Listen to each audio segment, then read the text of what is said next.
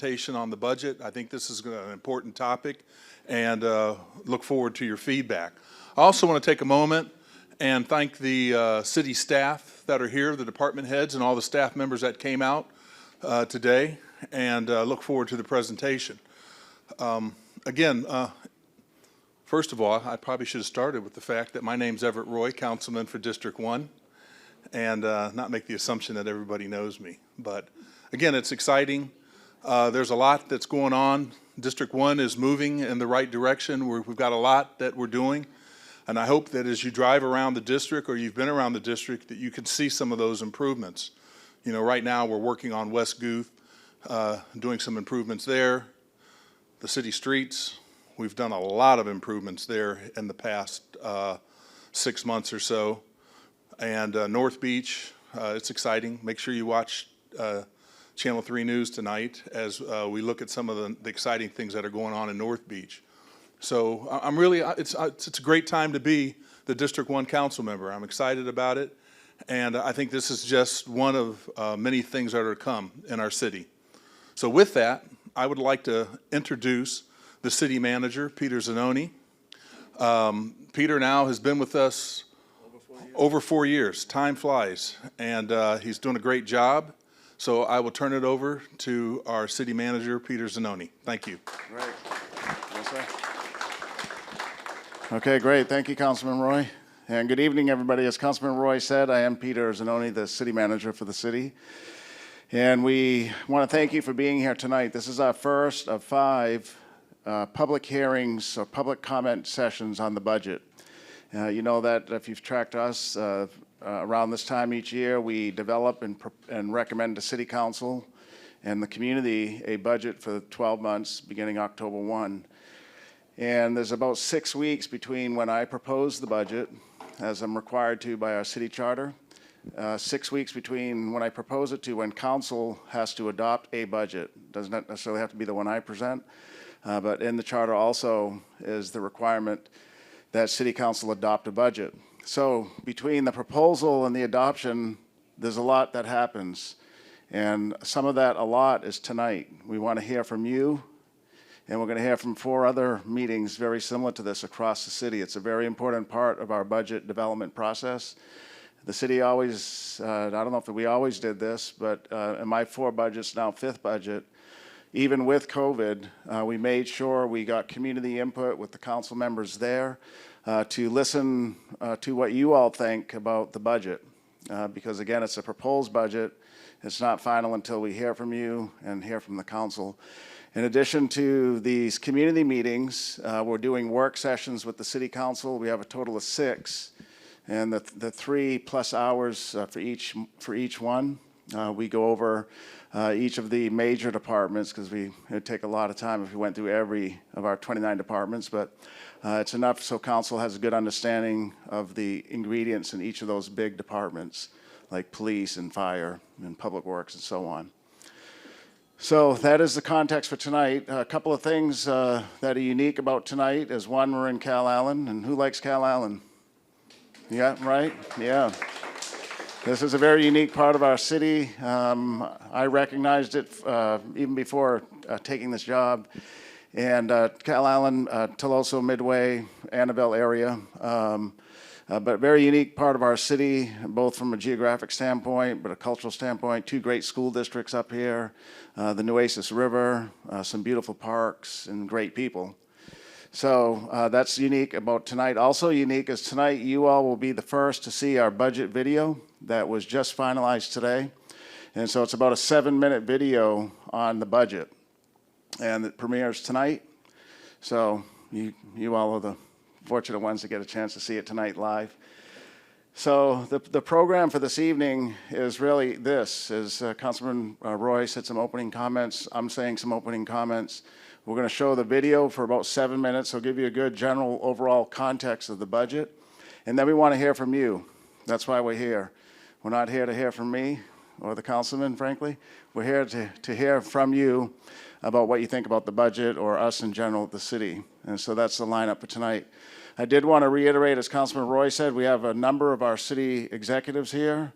If you all could raise your hand and if you all could look this way, they're all over here. So this is only a small portion of them. They're not making overtime. They're here regular time to serve you tonight. They want to hear firsthand what you have to say about the budget or service delivery. So we want to thank them for being here, including the police chief and the fire chief. Our new fire chief, Chief Wade, is here as well. I did want to recognize Council Member at Large, Councilman Klein. Jim Klein's here in the back. He's an at-large council member. This is his first budget, but he's been actually at these before. About 4 years ago, I remember him sitting in the front row talking about industrial development agreements and having people pay their fair share. So we want to thank you for being here tonight under a different capacity, but still passionate about the city. So with that, unless there's any questions or additional comments, we're gonna roll the video for about 7 minutes. And then we're going to turn it over to the community. We'll be speaking in this or another microphone. Somebody will pass it around. And I think if we need Spanish interpretation, Laura, Laura, our library director's here. If we need any Spanish interpretation, just let us know, and Laura will assist us on that. Okay, so Cam, I'm going to turn it over to you for the budget video.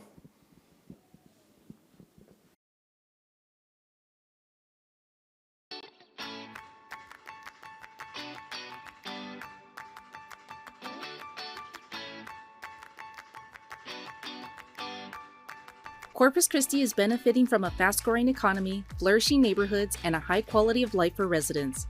As the 8th largest Texas city, we're making tremendous progress toward the future. This budget continues to reverse decades of neglect by investing in our streets, our water and wastewater infrastructure, in our parks, in our libraries, and in our animal care services. We have made tremendous improvement in moving Corpus Christi forward. Our city government is financially well managed, reflected by the city's strong financial profile, economic growth, and quality professional management. This is wonderful news for the citizens of Corpus Christi. This means that we will be paying lower interest rates over the life of the bonds, which will save the city and the citizens millions of dollars. A $1.5 billion budget is proposed for fiscal year 2024, keeping our momentum moving forward.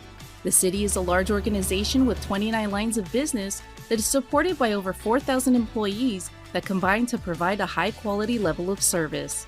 This year's budget will continue to prioritize core services for our residents.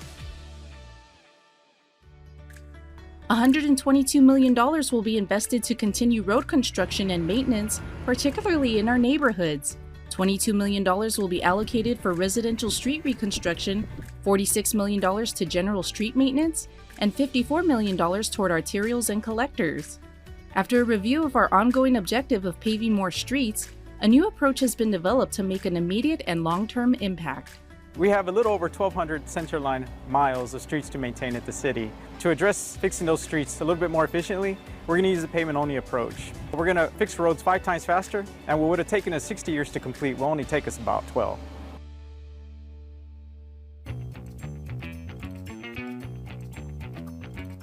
$105.7 million will go to the police department and $80 million to our fire department to provide the support they need to serve and protect our growing community. We have 9 additional officers proposed, monies for remodeling and maintaining our buildings. We have monies for additional patrol cars, funding for a new position for our police athletic league, and this services 3,000 at-risk youth every year with sports. We have monies to help with our new academy. It's just an exciting year. Public safety is a comprehensive thing. It's reaching out and interacting with the community, and it takes lots of resources to do that.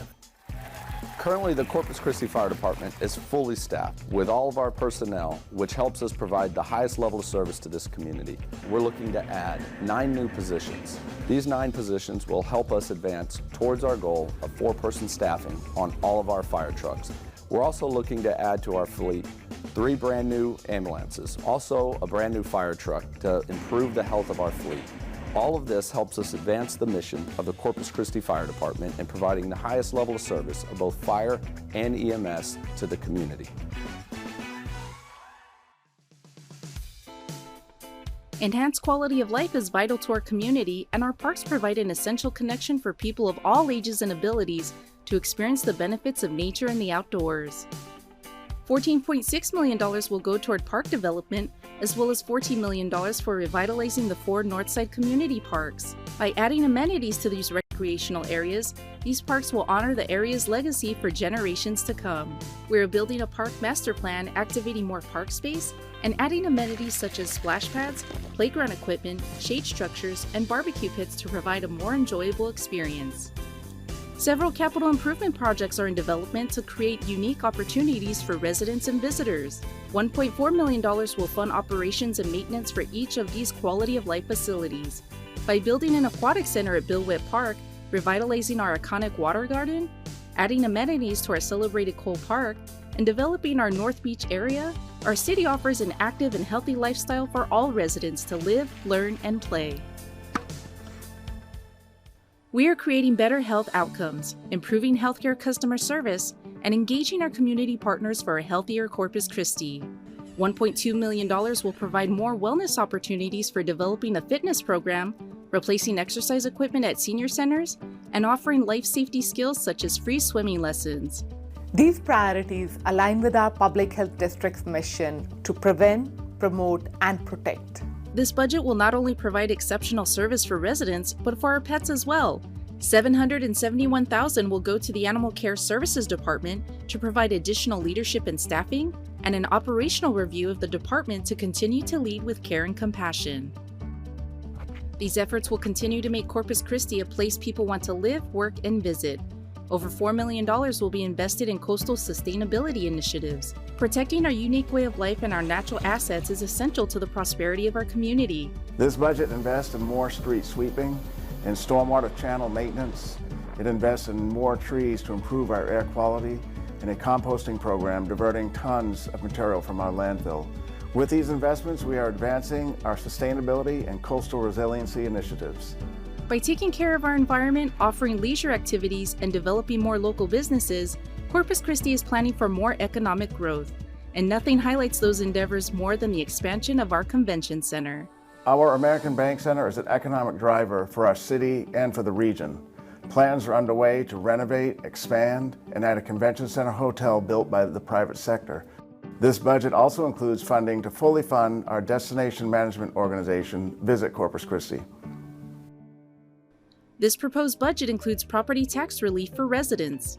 Thanks to the 88th Texas legislative session, the new school property tax rates would save average homeowners approximately $900 in taxes. It also increases homestead exemptions, decreasing by 10 cents, and provides local options for even greater property tax relief beginning in fiscal year 2025. For the first time, the budget recommends rate equity in our water and wastewater cost of service across all customer classifications and recommends a renewed street user fee with no rate adjustment. This will keep our water flowing and our infrastructure growing. To better protect and plan our future utility needs, there will be minor rate adjustments for residential customers for water, wastewater, stormwater, and solid waste. This will maintain sustainable growth and decrease flooding. The $1.5 billion fiscal year 2024 proposed budget is scheduled to be adopted by the Mayor and City Council on September 5th and would take effect on October 1st, 2023. The City of Corpus Christi remains committed to being a safe community and improving the quality of life for all residents. We are implementing a plan for success and progressing toward a better tomorrow for all of us. For a complete list of all fiscal year 2024 proposed budget items, visit cctexas.com/budget2024.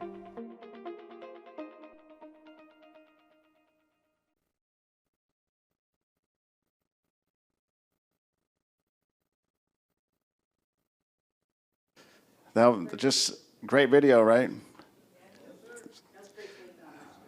Well, we're getting there, and Ernesto's here.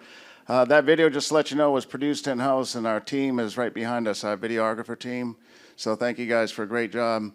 Now, the mayor came in just a little bit after we spoke, and I want to see if you want to come up, Mayor, and just say a quick hi. Yes.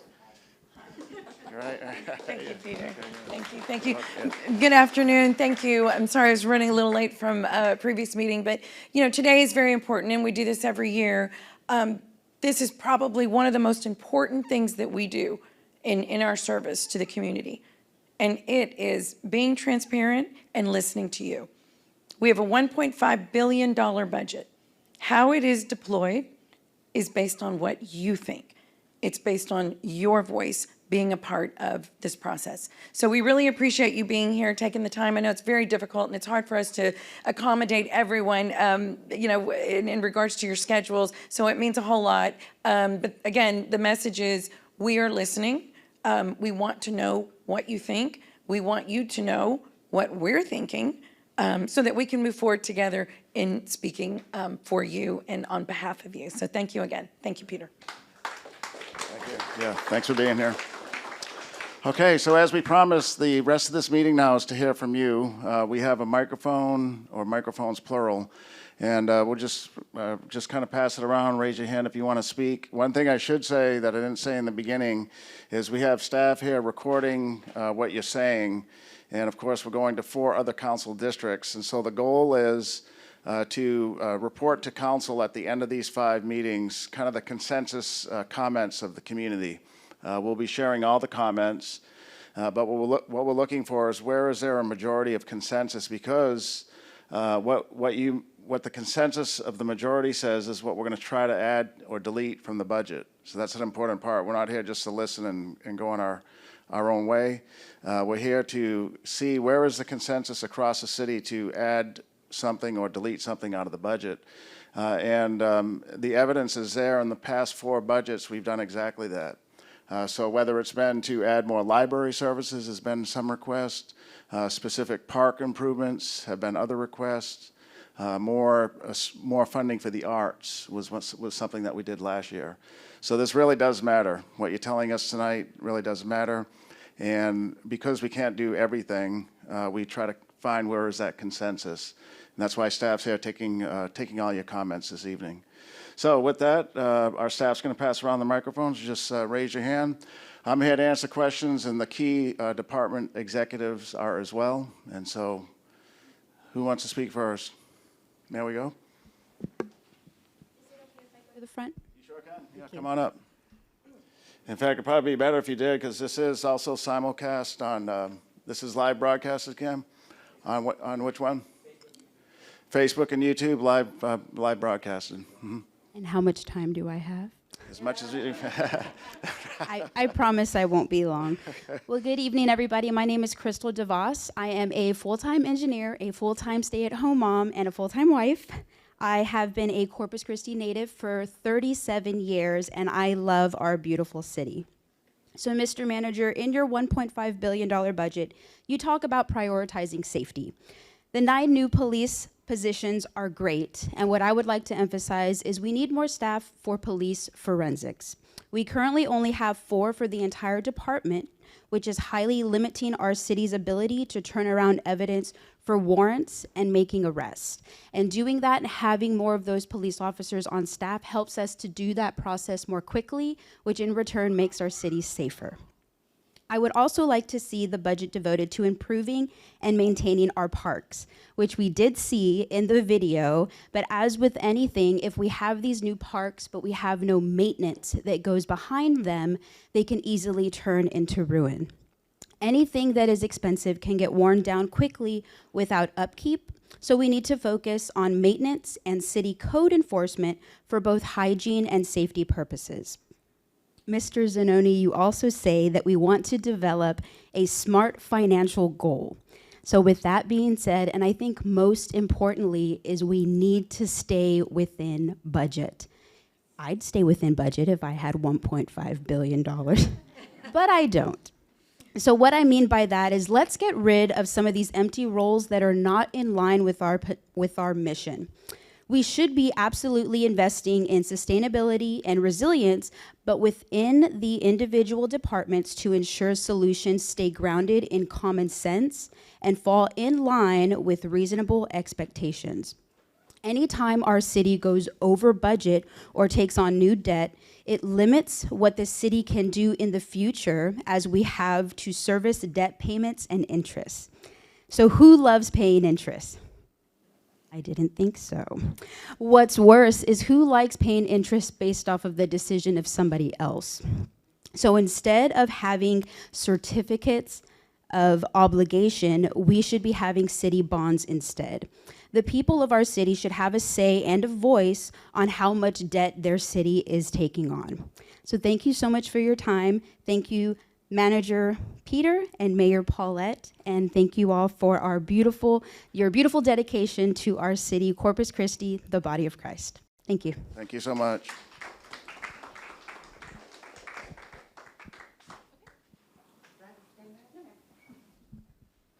As you know, street sweeping down Sunshine Avenue with potholes does not work. All the gravel went into my driveway, went into our gutters, which goes into our 2 drains we have in our neighborhood. We also have a city park, Solar Estates Park. We don't even have a backstop for our Little League players and soccer players that play, so they have to run across the street to catch the ball. And I have talked to Everett about getting a backstop put back there. We had one at one time, but the city just tore it down. Why, I do not know. But that park does have sprinkler systems, which only leaks around the tree there in the corner. The rest of it's dead. But y'all put so much money into Westgate Park. I've been down here since 1959. It was woods. We played in the woods, and then y'all got the pool and all that. But y'all invest a lot of money into that park. So y'all think y'all should distribute to other parks also. And also, I'll talk to Everett about the other issue we have. Thank you so much. Rachel? Okay. Who else wants to talk? There we go. Yeah, I'll get it for you. Yeah. Welcome to my little area. Oh, yes. Yeah, we're glad you're here. Here's, hi, how you doing? Buenas tardes, good evening. My name is Sylvia Henderson, and I live right behind these houses. So I live in Charles Drive, which is exactly 200 feet from the TM primary. I like your budget, but I would like to make it happen, and I'd like to actually make sure that actually happens. Our area, which is, we don't have a lot of people, but we have a lot of industrial companies, which brings us to $3.7 billion. And according to the new budget, is going to be a taxable income for the city, well, taxable property income.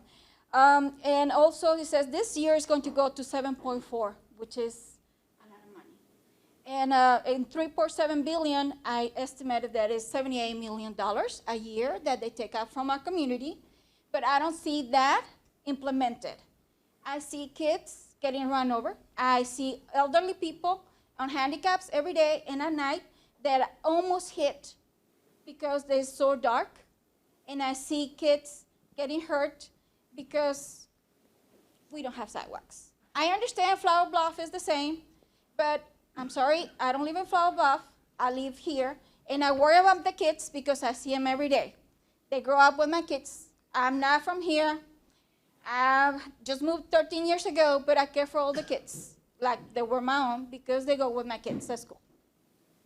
So here it is. In 2012, in 2010, since I got here, there's been a lot of issues with the streets, with the sidewalks, with the speed bumps. We don't have any. And until I complained on 2021, and I brought the news, we had redone the signs around the TM primary, but because I had to bring the news. I don't like to bash the area, but I will have to do it again and again until get stuff done. I understand that everything is through a budget because I have a degree. I did a lot of internships through my life. By 18, I already had internship on City Hall, federal government, well, actually with the Agencia del Ministerio Público, which is the federal prosecutor in Mexico. And I have a lot of history because I had a mom that was really an activist. And he believed in the community and giving back. And that's the way I raised. So I'm here because I worry about the kids. Even though my kids, they don't walk on the street. My kids get dropped off. They don't use the bus. But I still worry for the other kids. One of my neighbors, he is an Eagle Scout. He was run over in 2017 because nobody had the common sense of hiring extra people for the traffic because they were moving some grades to this school. In 2010, when I got here, immediately saw that mess that we had, and I requested speed bump. 2 years later, we were able to get it. But the study says that we had 1,846 cars daily since 2012. Why I had to bring the news on 2021 to make something happen? Why my neighbor had to get run over, had surgery to make stuff, you know, and we still don't have speed bumps around the area. You know, and I go to my kids went to Calallen first. I go to Calallen, and there's a speed bumps around all the schools, believe me, because I just went last week. And there's still speed bumps and a lot of signs, and brand new. Over here, after 2021, that the news came, they had to replace it. The signs over there on the TN middle school is still old. The signs for the intermediate, we need the speed bumps for the safety of the kids because they can't walk. Literally, they almost get hit every day. If you go to the Facebook group for the parents, the TN parents, a mom is always complaining, oh, that car almost hit the kid. Oh, that car. And we don't have speed bumps. I'm not complaining because, oh, she's just a whiner, she's a Karen. No, I really deeply care for the kids. And I have proof. Let me see if I have them. Of the issues. The issues of the kids walking on the streets all the time. Sorry, I got it. This is the kids. We bring $78 million a year for the city. This is our kids walking to the intermediate, to the middle school. We shouldn't have this. With $78 million, we shouldn't have this. Because our area is going to grow, literally, because we're in a great spot. Tesla's coming, guess what? This is the prime spot for them to go into 44 or 37 and go to the work. So this area is going to boom. But with this, no infrastructure, we're going to have more headaches with no maintenance whatsoever. They take 2 or 3 years. With this, they took 2 or 3 years in front of the HEB and to finally pick him up. With this kid, if he goes at night, this kid was walking from Mackenzie all the way to Run Morgan because I saw him picking up my daughter. I dropped off my daughter home, went to Whataburger, Run Morgan because it's faster. I saw him eating dinner over there. And after that, I said, I bet you he's going. This house is where he lives in Run Morgan, English Oak. They're almost half an acre almost, and they're almost $500,000. And he's walking home on the street where semi-trucks pass it. And now thanks to Amazon, and now thanks to Amazon, there's a lot of more traffic. So if it was dark.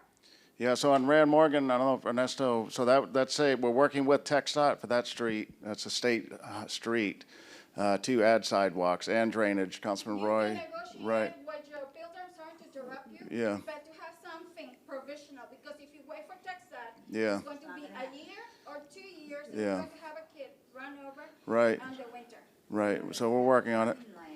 We understand. Right, okay, thank you for your comments, ma'am. We're going to pass this along to the next person.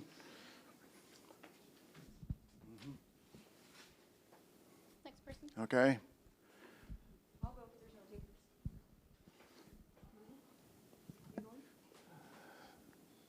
takers. Okay. Hi, guys. You know me. Yes, ma'am. Thanks for having this public input session. Hopefully, we take the advice of the people that pay the bills. Can we have an update on the water rationing situation in Calallen? Because is it supposed to be a mandated boil? Sorry, or No, there's no boil. happening? Yeah. The city has, under the city council approved drought contingency plan. Oh, I understand. Watering is once a week, right? In Calallen, though, there was high demand on the trash set-out day, which is today. And so we're having the residents in the Calallen, Toloso Midway area. Excuse me? Okay, the Calallen area, there's a map. So we're having them, having persons with, Wes, is it odd or even on Monday? It's even on Monday and I think odd. Okay, so we're just splitting when you water you irrigate your property on Monday or Wednesday. So even on Monday, if your home address or business address is an even ending number, Monday watering. If it's odd, Wednesday. Does that sound right? Yeah, so there's no water rationing. It's just splitting the time when people irrigate. Are we splitting time for Citgo, Valero, Flint Hills on their participation in the water? Yes, just yes or no is fine. It's not, so we're not, we're not reducing anybody's water use. It's just when you irrigate, we're recommending you Telling do us it on when we Monday can. Right. Right. So are we telling them when they can or no? They're not in the same classification. I know that you said in the video that there's minor increases to water, wastewater, stormwater. My question as somebody that lives in District 1 is, these bills are already really high, and I did an analysis myself on a bill in Calallen, and for 1 month, the customer was charged 33 days. So here in the United States, every calendar month is either 30 or 31. So I'm confused why the water department would charge.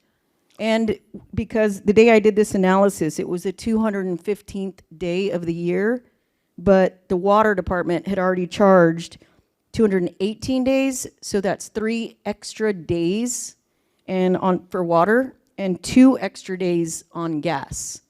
So the water system is broke. The billing system is broken for the water, how you guys bill the water and the stormwater. So I think that the constituents had asked for you guys to evaluate that in April through troubleshooters, and they haven't heard back, and well, none of us have heard back. So I think we really need some information on getting the billing system fixed, because there's no 33-day months. And if we're on the 216th day of the year, then we should only be charged for 216 days, not 3+ days or 2+ days. Okay. So I'd ask that we, as a constituent and taxpayer, that no increases be done for any of the rates, including the municipal court rates, stormwater, all of them. Yeah, there's no municipal court rate, but right. Well, you understand the fees, You mean is the what fee, I yeah, mean. for Because traffic now it's going to be a crime to overwater your lawn with a $500 citation. So it'll go to the municipal court, and if you don't pay that $500 fine, there'll be a warrant. So think it was we dropped really 150, need but to, not do that to our own community members. And as a city manager and as mayor and, the rest of the council that's here, will we ever be a governing body that tries to save taxpayers' Oh, we're money? doing that every day, yeah. Oh, I'm not seeing it. Oh, you are. No, I'm not. Okay. Okay, thank you. So yes or no? We're saving every day. In fact, today we just talked about saving $500,000 annually we have a contract that's expiring, a brush disposal.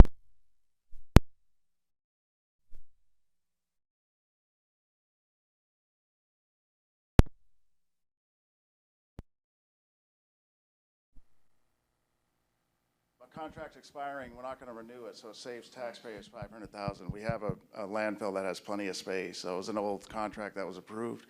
That's just one example. We've saved millions. Mm-hmm. Oh yeah, big time. Yeah. Okay. Okay, great. Thank you, Rachel. We have time for a few more comments. Armand, you want to say anything tonight? Sure. Okay. We know.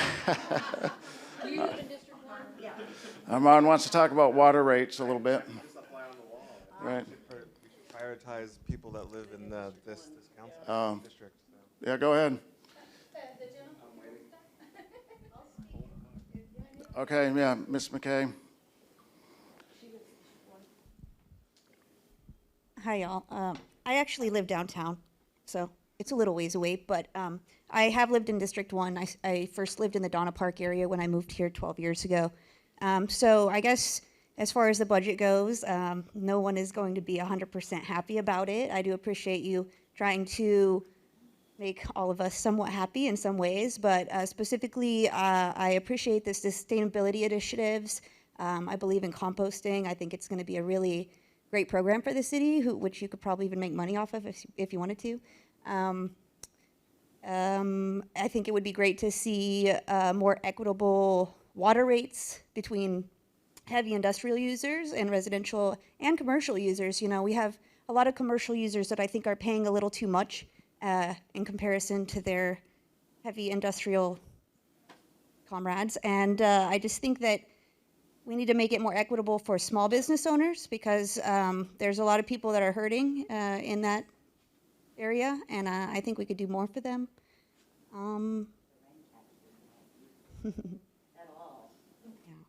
And as far as downtown goes, something I always like to bring up that I would like to see more monies budgeted towards is the homelessness issue that we do have. Not just downtown. I know we have all over South Side, Flower Bluff, up here in Calallen. I know.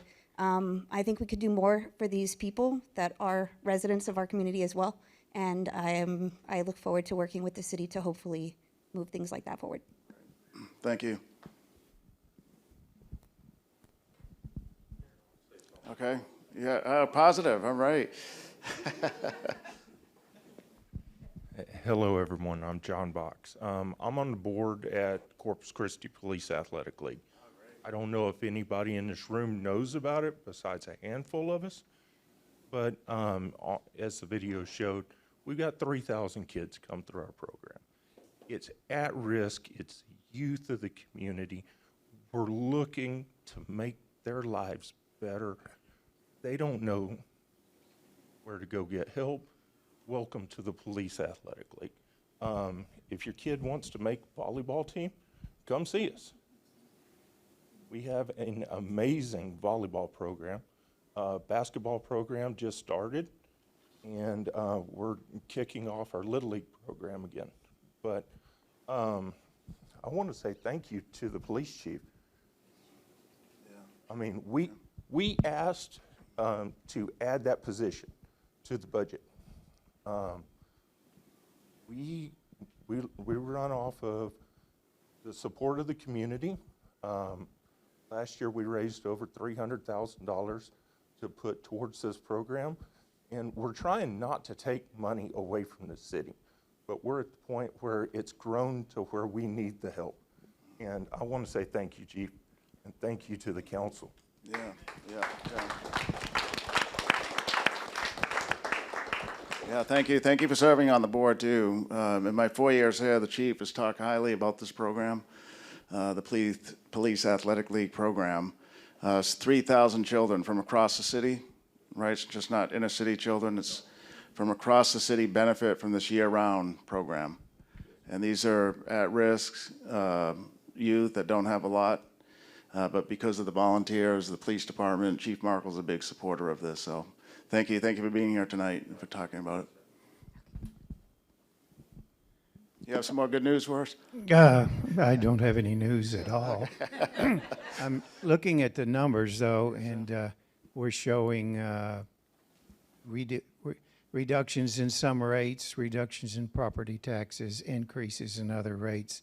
And what is the effect of each of these forecasted to be on your budget? Where do I go for those kind of numbers? If you go to our website, the entire budget document, it's probably 254 according to Rachel, who's read the whole thing at this point, right? Yeah. But it's online, so the entire budget document's there, the PowerPoint presentations that we've done. If you go to www.cctexas.com, it should be in the main website, the budget. Yep. Okay. And it'll have the effect of those yes. the property tax reductions and the rate increases. Yes, it will. So the big picture, without even having to go there, is for an average homeowner that has a home valued at $250,000. Because of the state reduction in property taxes, there'll be a $700 to $800 reduction in your payments. Probably closer to probably over 800, really. But yes, but you can find out that information there. Okay, because everybody likes reductions, but the money has to come from somewhere to make that up. Well, you've heard so far some of the comments about we need more maintenance, more homeless services, more streets, more parks, and we can't do that without resources, but you're correct. Okay. Yes, sir. I think the gentleman back here in the blue shirt had a question. Come on up. Done? Pretty brief question.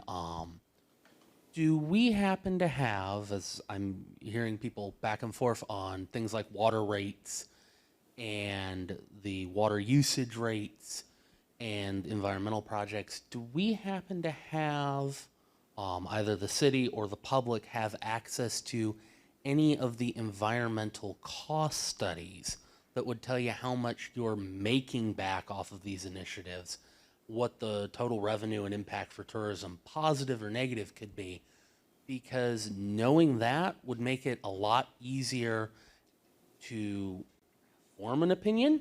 You would then know what the cost really is or isn't, and I assume the city obviously does, but the public, most of us don't really know. I myself am a business person. I've written a fair number of budgets, nothing on this scale or magnitude, by about an order of magnitude. So I haven't invested the free time in researching these concepts, and these specifics, but for these kinds of concepts, it is always nicer to know what the cost is and isn't, what the ROI essentially is, and that would probably provide a more informed debate for the public, both for and against. It would just make both sides better informed. That's a good comment. Thank you. We have so many different lines of business, so that's not in one particular spot, but good information, good advice. Yes, ma'am. Just a quick comment. Sure. I appreciate having the meeting, of course. Yes. And I certainly support the police and fire department, what you have in that budget. I would like to see a continued emphasis on code enforcement and a way to give feedback to people who have those concerns. So if we, and I love the new app where we can just put it on the thing that takes care of it. I love that part. We never get anything back, no, to know what has happened with that case. It just says closed, but we know what we reported, and we see that nothing has changed. So we don't know if it's something that can't be changed, but we still see the stuff piled up and things like that. Okay. The other thing, on the property taxes, how will that impact people whose taxes, like ours, over 65, are frozen? I think Constance, I think that your tax bill is recalculated, and if it's lower, you pay the lesser amount. With, say, the state changes to to the school property taxes. If it's more, you don't pay, you still stay at your frozen rate. So it's recalculated by the tax assessor collector. So are we going to save?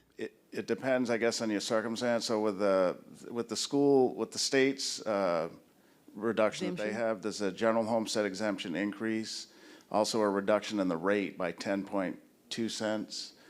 And so they'll recalculate your bill. If your bill is less than your frozen payment, you'll pay the lesser. Yeah. Okay. But that's a good question. So it's going to be, it depends on the home value, what exemptions you have, and the new rate structure. If it comes out lower, you pay the lesser. If it comes out higher, you don't pay that because it's frozen. Right. Yeah. And I said, okay, one more thing on the fees too. Right. I sort of agree that those fees just kind of nickel and dime us to death. Right. Yeah. We have and the water runoff, ours is going up. I mean, we have big lots out here in some areas, and so, I'm not sure. I've called to see how exactly that is figured. Yeah. Based on what you have on your property.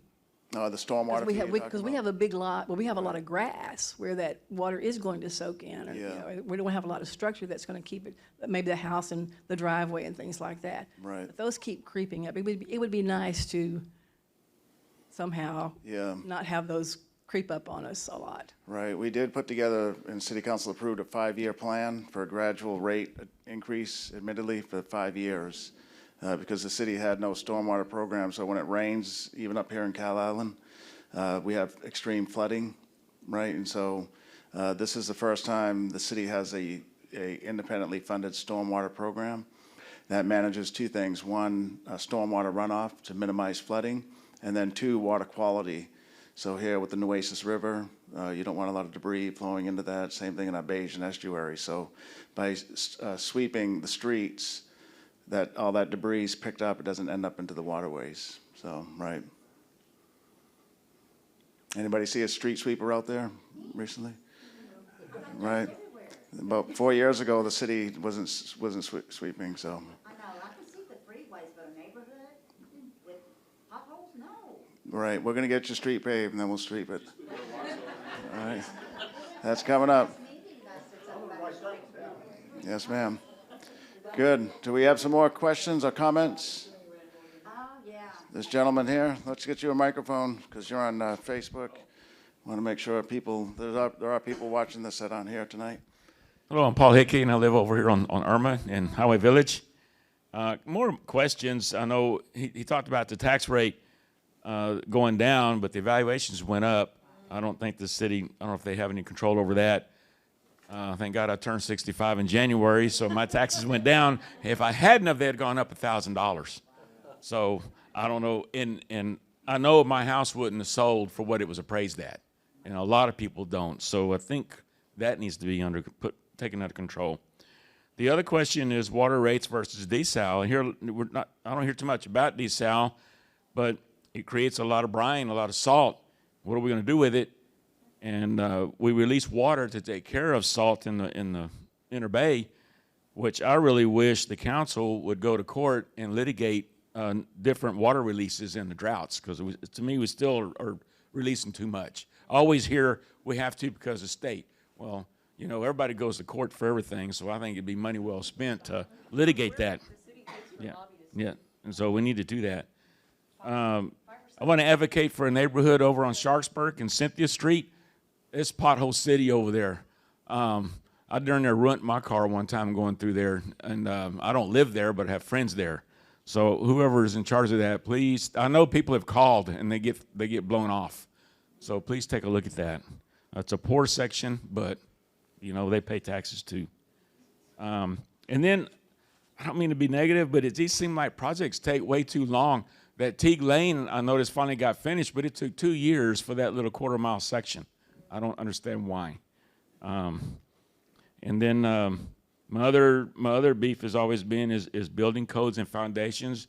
I see these neighborhoods on McKenzie Road go up. They pile up dirt, water a little bit, pour a foundation on it. 10 years later, about 60% of the people are having foundation problems. And the sidewalks are breaking. And I started walking about 3 months ago, and I can't believe how sidewalks are tilted. You know, I end up walking in the street in some of the later neighborhoods. So I don't know if there's anything that can force the developers to do a better job in doing that before the city has to take over the neighborhood. But that's basically some of my comments. I did want to comment on the video. The city looks really good from a drone. A lot better than when you're driving, I think, but it was well put together, well produced, so thank you for that. Okay, great. Thank you, sir. Our Public Works Director is here, by the way. Can I say something? Oh, sure can. Yes, ma'am. Just because you brought it up. Okay. On the news today, they were talking about another water plant that we need out here, because we only have the one, right?